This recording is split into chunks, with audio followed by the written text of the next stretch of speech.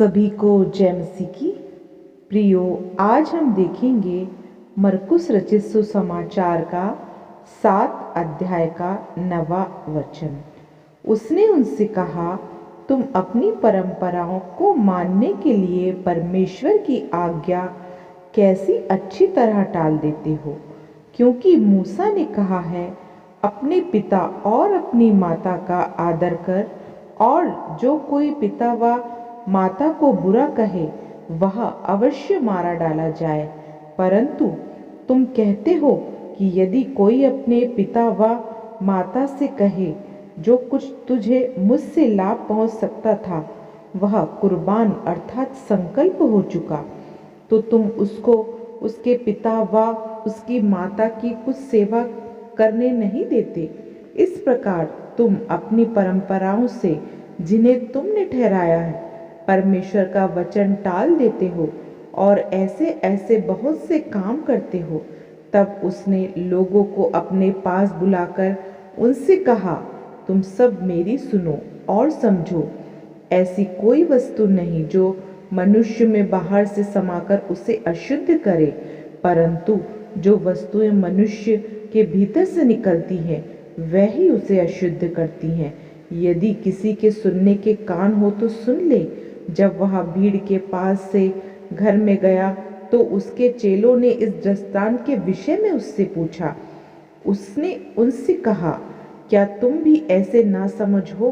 क्या तुम नहीं समझते कि जो वस्तु बाहर से मनुष्य के भीतर जाती है वह उसे अशुद्ध नहीं कर सकती, क्योंकि वह उसके मन में नहीं परंतु पेट में जाती है और संडास में निकल जाती है। यह कहकर उसने सब भोजन वस्तुओं को शुद्ध ठहराया। फिर उसने कहा, जो मनुष्य में से निकलता है वही मनुष्य को अशुद्ध करता है, क्योंकि भीतर से अर्थात मनुष्य के मन से बुरे विचार, व्यभिचार, हत्या, परस्त्री गमन, लोभ, दुष्टता, छल, लुचपन, कुदृष्टि, निंदा, अभिमान और मूर्खता निकलती है। ये सब बुरी बातें भीतर से ही निकलती हैं और मनुष्य को अशुद्ध करती हैं। फिर वह वहां से उठकर सूर और सैदा के देशों में आया और एक घर में गया और चाहता था कि कोई न जाने, परंतु वह छिप न सका। और तुरंत एक स्त्री जिसकी छोटी बेटी में अशुद्ध आत्मा थी उसकी चर्चा सुनकर आई और उसके पांव पर गिरी।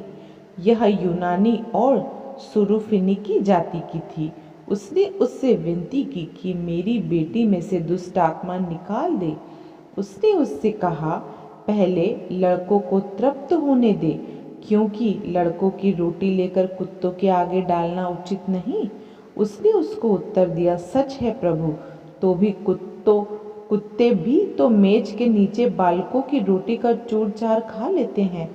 उसने उससे कहा, इस बात के कारण चली जा, दुष्ट आत्मा तेरी बेटी में से निकल गई है। उसने अपने घर आकर देखा कि लड़की खाट पर पड़ी है और दुष्ट आत्मा निकल गई है। फिर वह सुर और सैदा के देशों से निकलकर दिकापुलिस से होता हुआ गलील की झील पर पहुंचा। तो लोगों ने एक बहरे को जो हकला था उसके पास लाकर उससे विनती की कि अपना हाथ उस पर रख।